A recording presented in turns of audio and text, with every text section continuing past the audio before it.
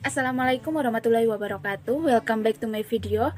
Saya Yani Rahmawardani, NIM 72114190075, Rombel Akuntansi Internasional, Universitas Negeri Semarang. Kali ini saya ingin mempresentasikan mengenai sistem informasi sebagai keunggulan informatif. Yuk simak penjelasannya berikut ini. Yang pertama, saya ingin membahas mengenai perusahaan dan lingkungannya. Nah, gambar di samping merupakan model sistem umum perusahaan yang menunjukkan aliran sumber daya dari lingkungan melalui perusahaan dan kembali ke lingkungan. Sumber daya fisik berada di bagian bawah, sedangkan sumber daya virtual berada di bagian atas.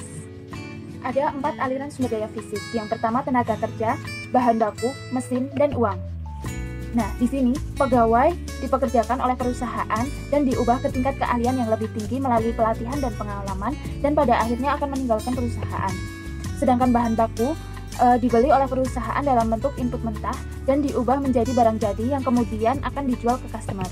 Selanjutnya yaitu mesin. Mesin yang dibeli oleh perusahaan akan digunakan dan pada akhirnya akan dijual ataupun ditukar dengan mesin yang lebih baru.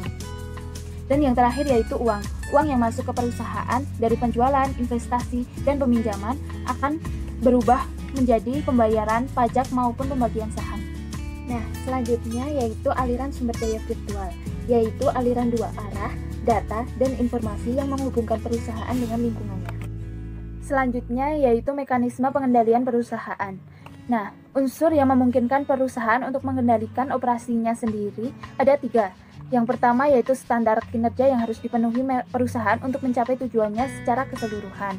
Yang kedua yaitu manajemen perusahaan. Dan yang ketiga yaitu suatu pemroses informasi yang mengubah data menjadi informasi. Nah, terus ada lingkaran umpan balik yang terdiri atas sumber-sumber daya virtual. Data dikumpulkan dari perusahaan lalu masuk ke pemroses informasi dan akhirnya menjadi informasi.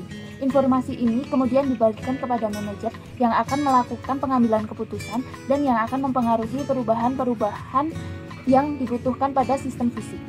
Gambar di samping merupakan 8 unsur lingkungan. Yang pertama yaitu pemasok atau juga sering disebut dengan vendor yang memasok bahan baku, mesin, orang, dan informasi yang akan digunakan oleh perusahaan untuk menghasilkan produk dan jasa. Nah, produk dan jasa ini nantinya akan dijual ke pelanggan perusahaan. Nah, kemudian ada serikat pekerja yang merupakan organisasi pekerja dari berbagai jenis bidang usaha dan industri. Nah, sedangkan komunitas keuangan terdiri dari institusi-institusi yang mempengaruhi sumber daya keuangan perusahaan. Selanjutnya ada pemegang saham dan pemilik, yaitu orang-orang yang menginvestasikan uangnya kepada perusahaan. Yang keenam ada pesaing, yang mencakup semua organisasi yang bersaing dengan perusahaan di dalam pasar. Yang ketujuh ada pemerintah, dan kemudian yang terakhir ada komunitas global, yaitu wilayah geografis di mana perusahaan menjalankan operasinya. Di dalam aliran sumber daya lingkungan, terdapat 2 aliran, yaitu aliran yang umum terjadi dan aliran yang jarang terjadi.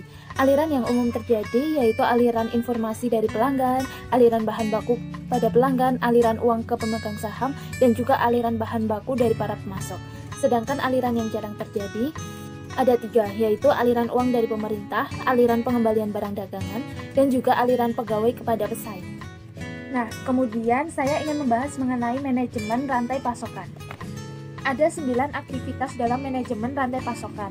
Yang pertama yaitu meramalkan permintaan pelanggan, membuat jadwal produksi, menyiapkan jaringan transportasi, memesan persediaan pengganti dari para pemasok, menerima persediaan dari pemasok, mengelola persediaan, melakukan produksi, melakukan transportasi sumber daya kepada pelanggan, dan yang terakhir melacak aliran sumber daya.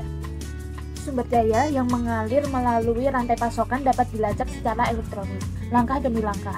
Serta setiap sumber daya yang bergerak melalui rantai pasokan maka akan dicatat dalam terminal komputer. Selanjutnya kita akan membahas mengenai keunggulan kompetitif. Nah, perusahaan akan berusaha untuk mendapat keunggulan di atas para pesaingnya dengan memberikan produk dan jasa pada harga yang lebih rendah, berkualitas tinggi, dan memenuhi kebutuhan-kebutuhan khusus dari segmen-segmen pasar tertentu, maka perusahaan akan mencapai keunggulan. Nah, keunggulan kompetitif mengacu pada penggunaan informasi untuk mendapat pengungkitan di dalam pasar. Para manajer menggunakan sumber daya virtual sekaligus fisik dalam memenuhi tujuan-tujuan strategis perusahaan. Sebuah perusahaan meraih keunggulan kompetitif dengan menciptakan rantai nilai yang terdiri atas aktivitas-aktivitas utama dan pendukung yang memberikan kontribusi kepada margin. Nah, margin sendiri yaitu nilai dari produk dan jasa perusahaan setelah dikurangi harga pokok. Berikut ini merupakan gambar dari rantai nilai Porter. Kemudian ada dimensi-dimensi keunggulan kompetitif. Keunggulan kompetitif dapat direalisasikan dalam hal mendapatkan keunggulan strategis, taktis, maupun operasional. Nah, ada 3 dimensi, yaitu tingkat manajerial tertinggi. Digunakan untuk mengubah arah sebuah perusahaan dalam mendapatkan keunggulan. Yang kedua yaitu tingkat manajerial menengah, untuk memberikan spesifikasi mengenai rencana strategis yang akan diimplementasikan. Dan yang terakhir merupakan tingkat manajerial lebih rendah, untuk mengumpulkan data dan informasi menggunakan teknologi informasi sehingga mencapai keunggulan operasional. Berikutnya saya ingin membahas mengenai tantangan pesaing global. Nah, apa sih itu perusahaan multinasional? Perusahaan multinasional adalah sebuah perusahaan yang beroperasi lintas produk, pasar, negara, dan budaya. Perusahaan multinasional terdiri atas perusahaan induk dan sekelompok anak perusahaan. Nah, pesaing global sendiri yaitu merupakan organisasi-organisasi, kalangan profesional dan staf yang bekerja di negara lain yang bersaing untuk pekerjaan yang sama seperti yang terjadi di negara tuan rumahnya. Dapatkan perlindungan yang memadai untuk memiliki hak kekayaan intelektual atau yang sering disingkat dengan haki. Lanjut, tantangan dalam mengembangkan sistem informasi global. Sistem informasi global diberikan untuk suatu sistem informasi yang terdiri atas beberapa jaringan yang melintasi batas negara. Nah, adapun kendala yang harus diatasi pengembangan sistem informasi global, yaitu kendala-kendala politisi, rintangan budaya dan komunikasi, masalah-masalah teknologi, dan kurangnya dukungan dari manajemen anak perusahaan. Lanjut, kita akan membahas mengenai manajemen pengetahuan. Apa itu manajemen pengetahuan? Nah, manajemen pengetahuan merupakan semua aktivitas dari mengakuisisi data, memproses data menjadi informasi, menggunakan dan mengomunikasikan informasi dengan cara yang paling efektif, serta menghapus informasi pada waktu yang tepat. Nah, ada 4 dimensi dasar informasi. Yang pertama yaitu relevansi, kedua akurasi, ketiga ketepatan waktu, dan yang terakhir yaitu kelengkapan. Nah, di dalam manajemen pengetahuan ini ada sistem informasi warisan, yang merupakan teknologi-teknologi lampau berupa sistem informasi awal serta peranti lunak dan keras yang tidak sesuai ataupun hanya sesuai dengan teknologi informasi terkini.